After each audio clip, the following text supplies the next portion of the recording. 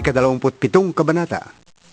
Kinaumagahan, nagpulong ang mga punong pari ng mga Hudyo at mga pinuno ng bayan kung paano nilang may papapatay si Jesus. Kaya siya'y iginapos nila at dinala kay Pilato na siyang gobernador doon. Nang makita ni Judas na si Jesus ay nahatulang mamatay, nagsisi siya at isinauli sa mga punong pare at mga pinuno ng bayan ang 30 salaping pilak. Sinabi niya, Nagkasala ko. Ipinagkanulo ko ang dugo ng taong wala ni bahid ng kasalanan. Ano pakialam namin sa'yo? Bahala ka sa buhay mo. sagot nila. Inihagis ni Judas sa loob ng templo ang mga salaping pilak at pagkaalis doon, siya'y nagbigti. Pinulot ng mga punong pare ang mga salaping pilak. Sinabi nila, Labag sa kautusan na ilagay ang salaping ito sa kamangyaman ng templo sapagkat bayad ito sa buhay ng isang tao. nagkaisa sila na ang salaping iyon ay ibili ng bukid ng isang magpapalayok upang gawing libingan ng mga dayuhan. Mula noon, ang bukid na iyon ay tinawag na Bukid ng Dugo hanggang sa panahong ito. Sa ganitong paraan, natupad ang sinabi ni Propeta Jeremias. Kinuha nila ang 30 salaping pilak. Ang halagang katumbas niya ayon sa mga Israelita at ginamit ito upang bilhin ang bukid ng isang magpapalayok ayon sa inutos sa akin ng Panginoon. Iniharap si Jesus sa gobernador at siya'y tinanong nito. Ikaw nga ba ang hari ng mga Hudyo? Sumagot si Jesus. Kayo na ang may sabi. Ngunit nang paratangan siya ng mga punong pari at ng mga pinuno ng bayan, hindi siya umimik. Kaya't sinabi sa kanya ni Pilato, Hindi mo ba narinig ang paratang nila laban sa'yo? ngunit hindi pa rin siya umimik, kaya't nagtaka ng labis ang gobernador. Kinaugalian na ng gobernador na tuwing Paskwa ay magpalaya ng isang bilanggo, sino mang mahiling ng taong bayan. May isang kilalang bilanggo noon na ang pangalan ay Barabbas. Kaya't nang magkatipon ng mga tao ay tinanong sila ni Pilato, Sino ang ibig ninyong palayain ko? Si Barabas o si Jesus na tinatawag na Mesiyas? Alam ni Pilato na naiinggit lamang sila kaya nila isinakdal si Jesus. Bukod dito, nang si Pilato ay nakaupo sa hukuman, nagpasabi ang kanyang asawa. Huwag kang makialam sa taong yan. Wala siyang kasalanan. Ngayon ay pinapahirapan ako ng aking panaginip tungkol sa kanya. Ang mga tao na may sinulsulan ng mga punong pari ng mga Hudyo at ng mga pinuno ng bayan na hilingin kay Pilato na si Barabas ang palayain at si Jesus ay ipapatay. Muli silang tinanong ng gobernador, Sino sa dalawa ang ibig ninyong palayain ko? sigaw ng mga tao. Sinabi sa kanila ni Pilato, Kung gayon, ano ang gagawin ko kay Jesus na tinatawag na Mesiyas? at sumagot ang lahat, Ipako siya sa krus! Bakit? Ano ang nagawa niyang masama? tanong ni Pilato. Ngunit lalo pang lumakas ang kanilang sigawan. Ipako siya sa krus! Nang makita ni Pilato na wala siyang magagawa at malamang ba'y magkagulo, nagpakwa siya ng tubig at naghugas ng kamay sa harap ng mga tao. Wala akong pananagutan sa dugo ng taong ito. Bahala kayo. Sabi niya. Sumagot naman ang mga tao. Pananagutan namin at ng aming mga anak ang dugo niya. Pinalaya nga ni Pilato si Barabas at pinahagupit naman si Jesus. Pagkatapos, ibinigay siya sa kanila upang ipako sa krus. Dinala ng mga kawal ng gobernador si Jesus sa palasyo ng gobernador at nagkatipon ang buong batalyon sa paligid niya. Siya'y hinubaran nila at sinuutan ng isang balabal na matingkad na pula. Kumuha sila ng sangang matinik, ginawang korona at ipinutong sa kanya. Pagkatapos ay pinahawak siya ng halamang tambo sa kanang kamay. Siya ay ininsulto nila at diluhod-luhuran at pinati ng ganito. Mabuhay ang hari ng mga Hudyo! Siya ay pinagduduraan pa nila. Kinuha nila ang tambo at ito'y inahampas sa kanyang ulo. Matapos kutsain, hinubad nila ang balabal at muling sinuutan ng sariling damit. Pagkatapos, inilabas siya upang ipako sa krus. Paglabas ng lunsod, nakita nila ang isang lalaking taga Sirene na ang pangalay Simon. Pilit nilang ipinapasan sa kanya ang krus ni Jesus.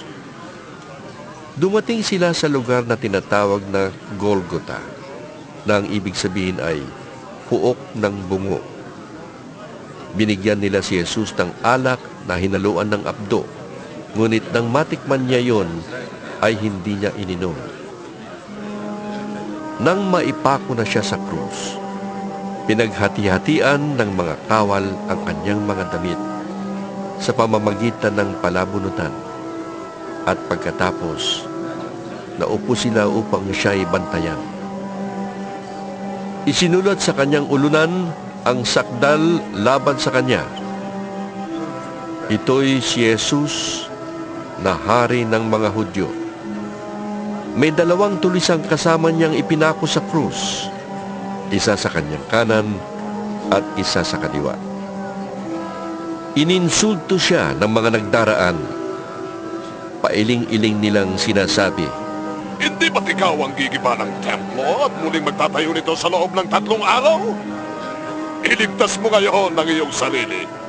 Kung ikaw nga ang anak ng Diyos, bumaba ka sa krus! Kinutya rin siya ng mga punong pari ng mga Hudyo, mga tagapagturo ng kautusan at mga pinuno ng bayan. Sinasabi nila, Iniligtas niya ang iba, ngunit ang sarili di mailigtas.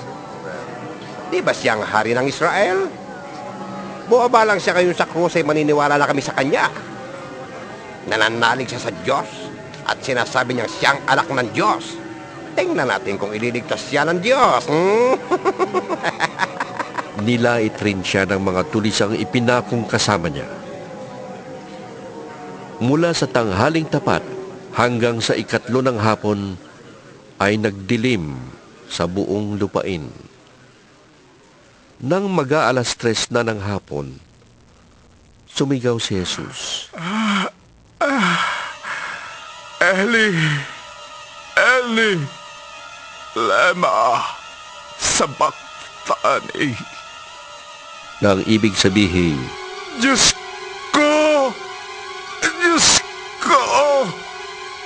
bakit mo ko pinabayaan? ito'y narinig ng ilan sa mga nakatayo roon, kaya't sinabi nila, Tinatawag niya si Elias. may isang tumakbo at kumuha ng espongha. Binasa ito ng maasim na alak, nilagay sa dulo ng isang patpat at ipinasipsip kay Jesus. Sinabi naman ng iba, Hintay muna! Tingnan natin kung darating si Elias upang iligtas siya! muling sumigaw si Jesus ng malakas at nalagutan ng hininga. Biglang nahati ang tabing ng templo mula sa itaas hanggang sa ibaba. Nayanig ang lupa at nabiyak ang mga bato. Nabuksan ang mga libingan at muling nabuhay ang maraming banal na namatay.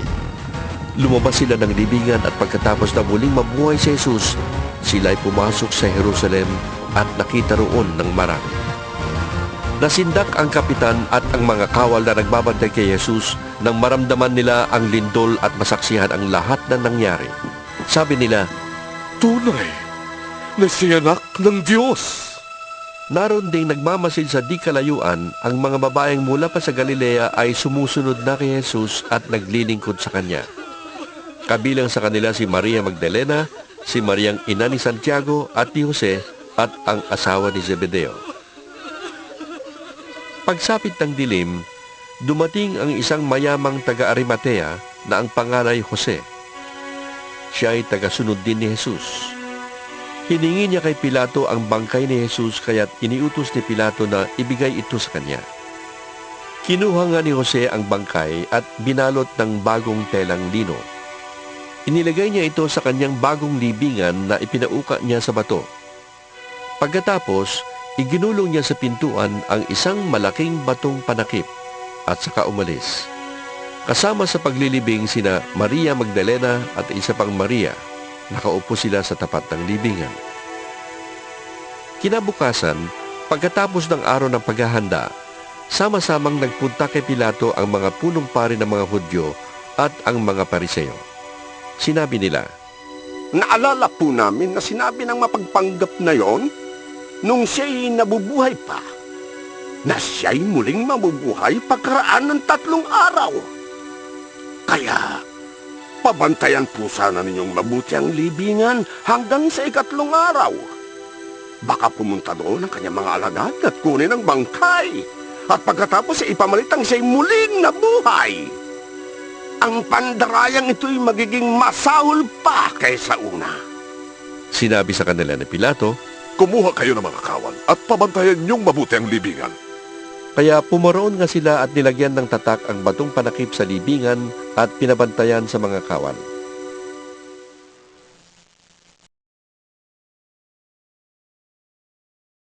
Good morning po sa ating lahat, mga kapatid.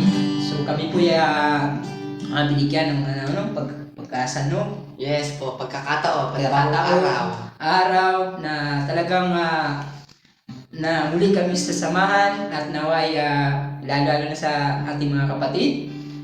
Ganun din sa katrabaho, naway mag-ingat po kayo sa araw.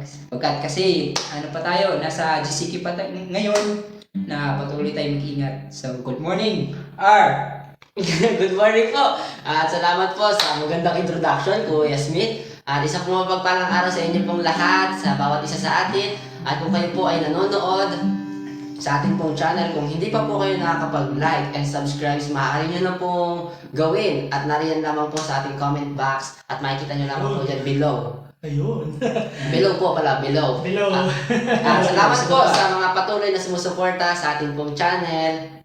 Nawa, pagpalain po kayo ng ating Panginoon. At gayon din, nagpapasalamat po kami bago po namin makaligtaan sa magandang balita. Biblia. At kung na hinihingi or nakikita natin dyan sa saan po ba natin makikita? Sa introduction, yung word ni God, di ba na ininak nila, binoise out nila. Yes, may accent. What po yan? With accent pa po yan. Susunod nga gawin natin yun. Sabihin natin kina Pastor Jun, tayo yung boboses. Yes, tapos po. may action. At si Cruz, at si Jesus ay pinako. Ganon. Hindi, ayun nga po. Nagpapasalamat po muli kami sa magandang balita, Biblia, sa pagpapahiram nila ng audio balls. Yes, diba? Sa ating morning devotion nito.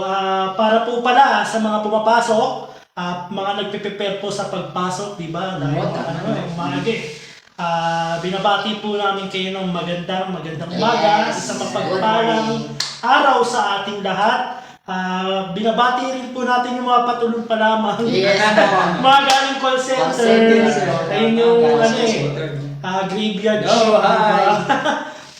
Bago tayo matulog, bago tayo humimlay is, di ba, Pray, no?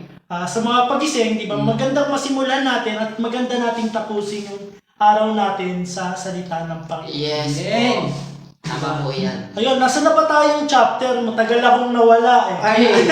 Nasa na ba tayong Matthew? Ano na ba tayo? Matthew 27 na po tayo.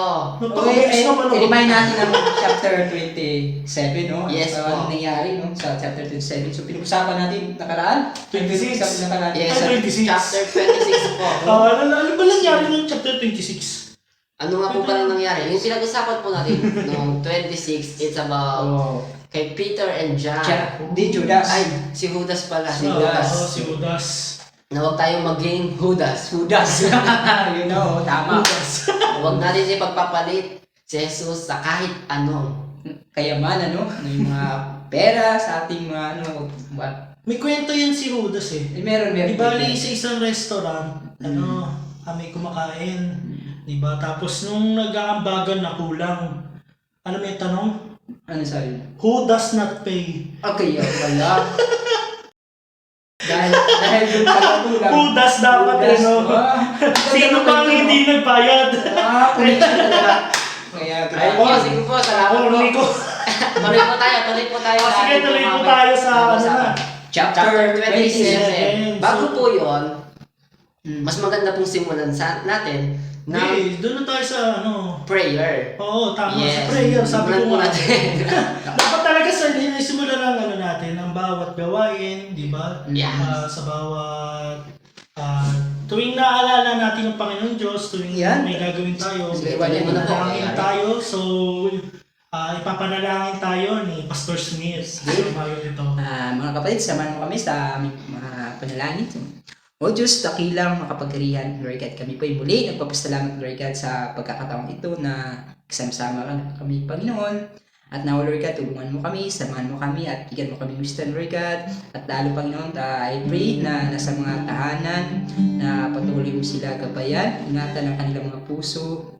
Ganun din, Lord God, sa pagpasok sa work, Panginoon, na sila po iingatan, Panginoon, na maging maayos sila, na makakati sa kanilang trabaho, Panginoon. Ganun din sa pag-uwi, Panginoon, na patuloy mo sila gabayan, na ilayo sa Lord God sa mga pamakan.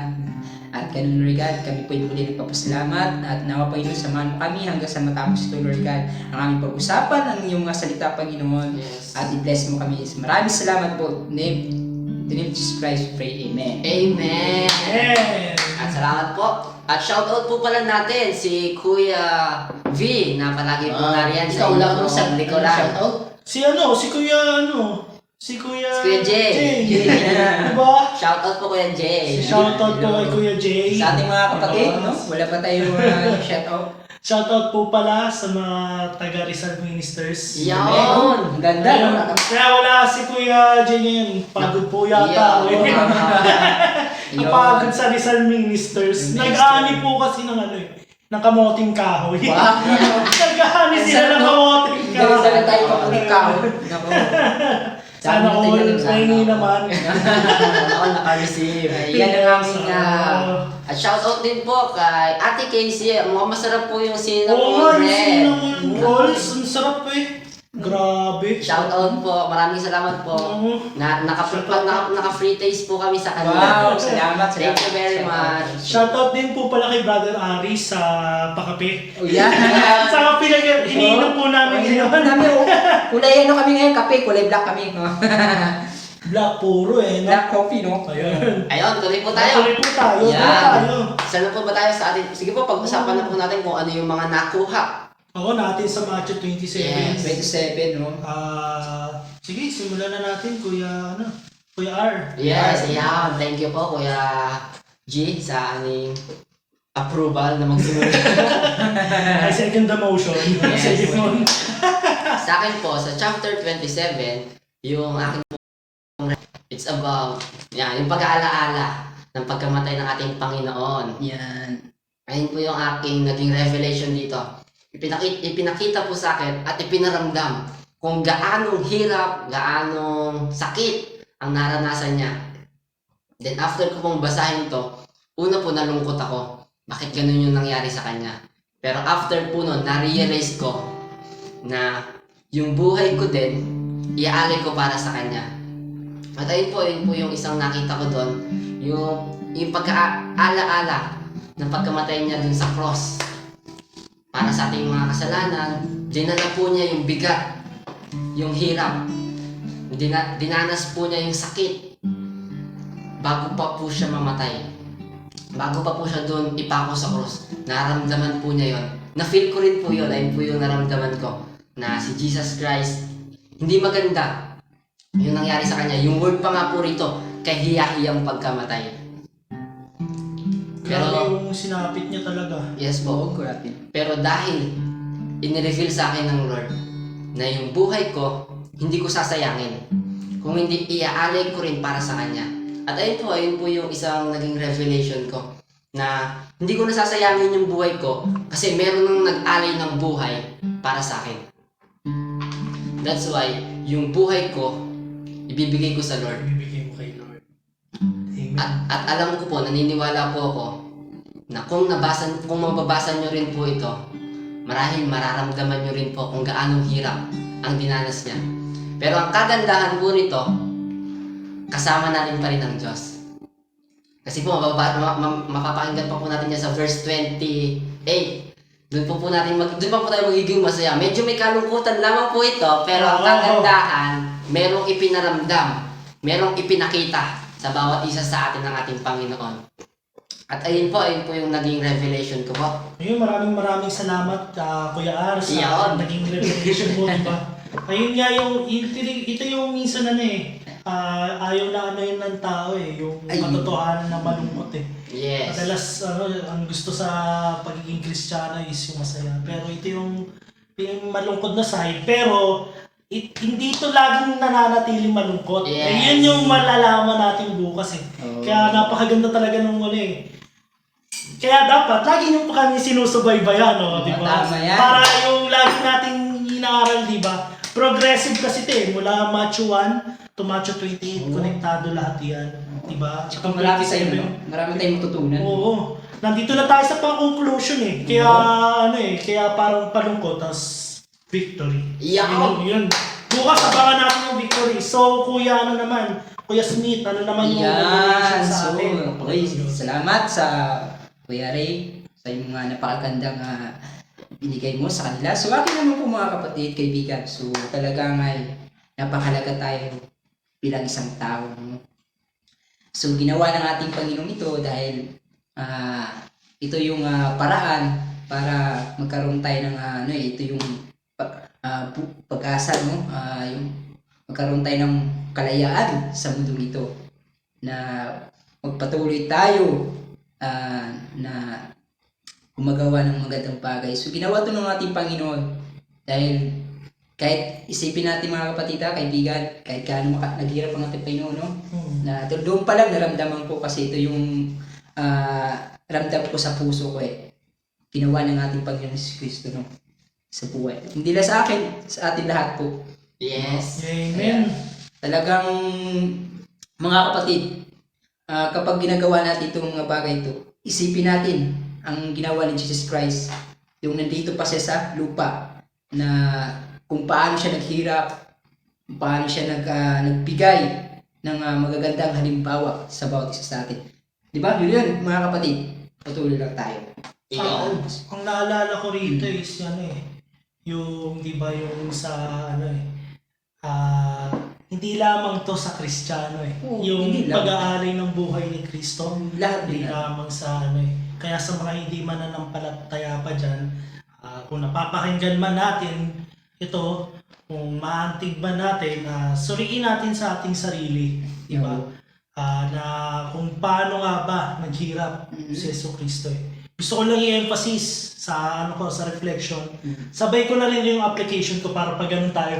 Sige. Para pag ganun. Yung ko kasi naging reflection ko rito i-emphasize ko yung sinabi ni Raymond si Kristo ay naghirap Ang naging paghihirap dito kay Kristo nung simula pa lang nung chapter 27, ang naging pagdurusa niya ay emotional. Kasi pinagkanuno siya ng kanyang mismong disipulo, 'di ba, si Judas, for 30 silver coins, 'di ba? Pinagkanuno siya. Tapos ano pa nangyari? Minak siya.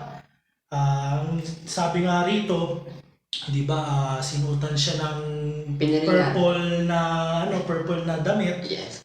Nilagyan ng koronang tinik para siya sabihin sa kanya na hari siya. Pero hari na nasa krus. Diba, shameful talaga yung yung naging dating sa kanya. Siya ay dinuraan, hinampas, dinuraan, sabi rito, he spit on him. Tapos hati yung damit, diba? Grabe yung, siguro yung emotional niya dun. Tapos yung matindi pa dun, yung physical niya. Sige. Kahit ako, hindi ko pa nararanasan yung pinako sa krus. Iisipin ko yung pa-vaccine pa nga lang natatakot ng masaktan, pako pa kaya. Diba? Ang natin dito, ang nakikita natin dapat dito bilang isang Kristiyano, although malungkot niya na naipakot si Kristo is ito yung ito yung naging daan sa atin bilang isang Kristiyano, di ba? Upang tanggapin siya, upang tayo maligtas dahil yung pag-ako nga niya sa cross is yung nagsisimbol nun is pinako siya sa cross kasama yung mga kasalanan natin. Yes. Kaya nga sabi rito, elay sa baktani, di ba na Diyos ko, bakit mo ko pinabayaan? Di ba? Dahil nga dala-dala niya lahat ng kasalanan. So, ano yung pinaka-application na sa akin ito bilang isang Kristiyano dito na tayo ang pina-application ko para sa akin ito, di ba? Kasi bilang isang Kristiyano, makakaranas tayo ng paghihirap persecution, rejection sa kaibigan. Di ba emotional natin nasasaktan tayo pag nare-reject tayo. Si Kristo rito ay ni-reject din. Di ba? Kung tayo man ay nasasaktan, physically or emotionally ng ibang tao, di ba? Kristiyano man yan o hindi, di ba? Pero ang ko rito, mag-i-endure ako. Ibubuhatin ko rin yung cross. Katulad ng pagbuhat ni Kristo sa cross niya. Diba? Yung mga paghihirap niya. Diba? Dahil, nabayaran na yung kasalanan natin. So, anong gagawin ko sa buhay ko? Susunod ako sa Panginoon Diyos. Mas sagana man, masaya man ako, o malungkot. Ayun. Iyaw. So, yan. Grabe, napakaganda, kuya. So, grabe sa akin mga kapatid. So, talagang ito yung buhay ko. So, talagang patuloy lang tayo, kaibigan at mga kapatid, na talagang ito kasi ginawa natin Panginoon si Kristo kasi ito yung para sa atin to. Kaya magpasalamat tayo, no? Dahil ginawa niya to dahil gusto niya maligtas ka, di ba? Gusto niya maligtas. So, mga kapatid, patuloy lang tayo na sabi nga ni nakaranas tayo ng mga paghihirap sa mundong ito, natural. Makaranas tayo. Kung ano man, physical man, kahit spiritually, makaranas rin tayo kasi nasa Panginoon na tayo. Marami pong mga tao na idadown ka, mga ganun. So, kaya patuloy lang tayo na maglilingkod sa ating Panginoon, yung lalo na sa mga tao na gusto nais na tanggapin ng ating Panginoon. Swerte ka dahil ito yung way na magkakaroon tayo ng kaligtasan. Ito yung way na papasalamatan nating Panginoon dahil natapos na niya ang trabaho nito sa mundo ito Nagawa na niya. Tapos ganun din sa ating mga kapatid, gawin natin ang ating trabaho bilang isang Kristiyano, lalo na sa mga tao na hindi pa manampalataya. Ito po ay maalala nyo, ginagawa ng ating Panginoon. Kaya, yun lang sa akin. Yun po, salamat po Kuya Smith. At sa akin naman po yung aking isang application dito. Kasi binigyan ako ng reminder ng Lord. For sa ating lahat, isa po itong reminder na si Jesus Christ died for your sins, died for my sins. At ngayon, hindi ka na maghihirap pa na dalhin kung ano yung hirap mo kasi hindi ka na nag-iisa. Di ba? Kasi baka iniisip mo na nag-iisa ka pa rin na dinadala yung mga bagay na yan. Si Jesus Christ dinala yan para sa'yo. Huwag mong dalhin mag-isa, ibigay mo rin sa Lord. Na ito sa akin, ipinakita sa akin ng reminder ng Lord kung paano siya nahirapan, paano siya ipinako dun sa cross. Na sa akin, bago ko isipin kung ano yung sitwasyon ko ngayon, isipin ko rin kung ano yung nangyari sa Lord dun sa kanyang pagkamatay dun sa cross. Para ngayon, magkaroon ako ng motivation, ng inspiration na magpatuloy sa buhay. Ayun po yung gusto kong sabihin, na magpatuloy lamang po tayo sa ating buhay. Huwag po kayong magbibigte. Huwag po kayong tutulad kay Judas na nakagawa lang ng isa, although malaking pagkakamali, pero ang kagandahan po nito, maaari nating pagsisihan at isuko sa Lord. Hindi pa po huli ang lahat. Oo, di pa huli. No? At ang kagandahan po nito, sa ating lahat, merong Jesus na namatay para sa lahat. At ayun po yung sa aking application na patuloy lamang po tayo sa ating buhay. Huwag po tayo mapapagod. Kung napapagod naman daw po tayo, pwede naman daw pong magpahinga, pero huwag susuko. Huwag susuko. Yes. Nandyan si Kristo para sa atin. Yeah, amen. Yun. Naalala ko sa sinabi mo man yung kanta yung pinakadulo ng kanta Sabi rito, you took the fall and thought of Oh me. yes, ang ganda po ng kanta No, na yan. ang ganda. Ano po bang kanta yan? Yan, awitin natin yung above all. Kasi doon nga sa reflection ni Raymond. Kuya Raymond. Nandito ang ganda nung ang ganda nung reflection mo man kasi ito mo yung magre-reflect dito sa kakantahin natin. Yan, Sabi, you took the fall, para pwede na po ba tayo kumanta? Hindi hindi, di ba, hindi lang tayo nag-iisa. Yes. Diba? Kaya nga si Kristo napako sa krus, di ba? Sabi nga ng John 3:16, for God so loved the world. Di ba? Hindi lang, inulit ko, hindi lamang ito sa para sa Kristiyano. Pero sa lahat. Lahat po. Ang gagawin na lang natin, tatanggapin, di ba? So kantayin na natin yung ababol. Abubol? Oo, parang, di ba, napaka yung presence ni God, yung revelation niya. Parang nagre-reflect Ayan, samahan mo kami. Kakantayin ng abubol.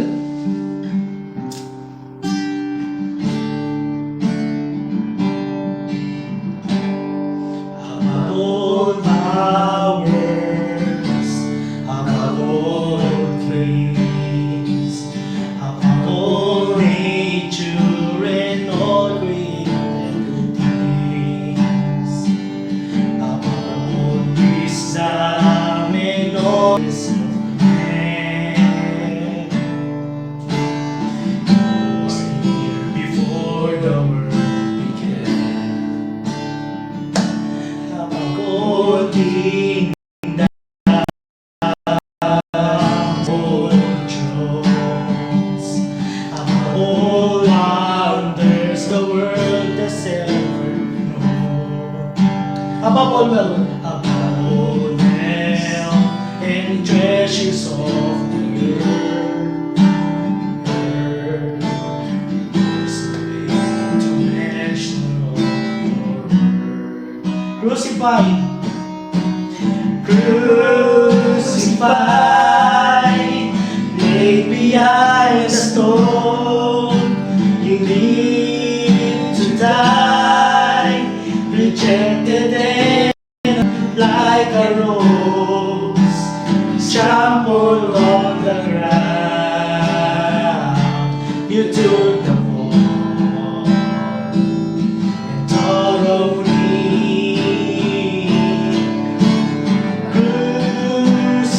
Crucified, laid behind the stone. You lived to die, rejected and alone, like a rose, trampled on the ground. You took the fall and thought of me above all.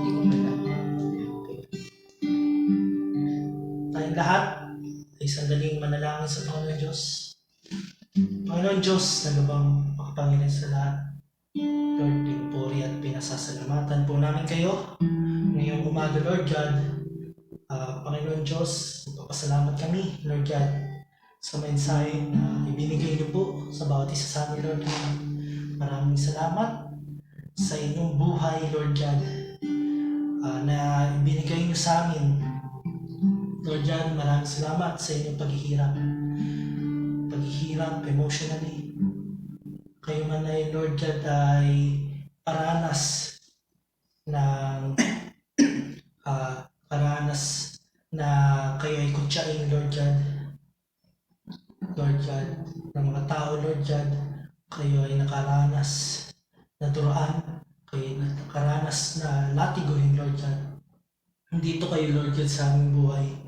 Tuloy na minamahal kami, Lord God. Maraming salamat sa inyong buhay, Lord God, na naging daan, Lord God, upang kami ay maligtas, Lord God. Lord God, pinasasalamatan po namin kayo lahat-lahat, Lord God, sa bagay-bagay, Lord God. Tulungan niyo po kami, Lord God, na mas maging mabuting Kristiyano po, Lord God. Lord God, kailangan po ang aming samot dalangin sa pangalan ni Jesus. Amen. Ayun po, salamat po. Excuse me po. Yes, salamat po sa ating lahat, sa bawat isa sa atin. At sa mga nakinig po, sana po magkaroon po tayong reflection sa ating sarili. Amen. Kung meron man po kayong nakuha, maaari nyo pong i-share sa amin.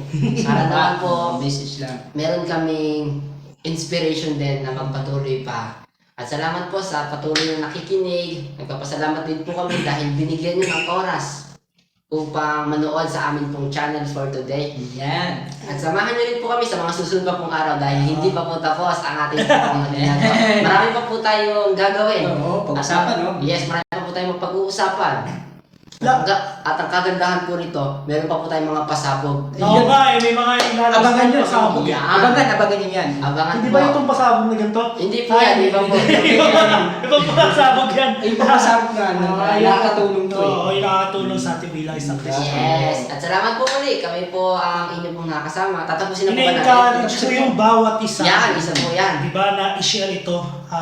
Itong ano nga natin, naging topic natin ito. Diba, hindi lang para sa ating mga Kristiyan. Oo, tama. Kung may mga hindi tayo may mga nakakilala tayo na hindi pa nakakilala sa Kilala, Panginoon. diba? Amen. Share po natin yung bawat Yes. life natin, diba? Para more on knowledge at naway more on relationship sa Panginoon. Pero napakaganda talaga ngayong araw. No? Oo, Kasi yung araw, malaga eh. Oo. Grabe, malaga sa lahat natin. No? Kaya, tuloy mo na. Ayun po, Yung sige po. yung tapos. Salamat po sa inyo Salamat po lahat. Nawa sa araw na po ito ay na-bless po tayo lahat sa bawat isa. At ako po muli nagsasabi na patuloy lamang po tayo sa ating buhay. Huwag po tayong titigil sa ating mga ginagawa dahil hindi po tayo nag-iisa. At muli kami po ang inyong mga nakakasama at nakikita na nagsasabing be encouraged, Be inspired. And be an agent of change. today. Today. Good morning. Morning po! Magandang umaga po sa ating lahat.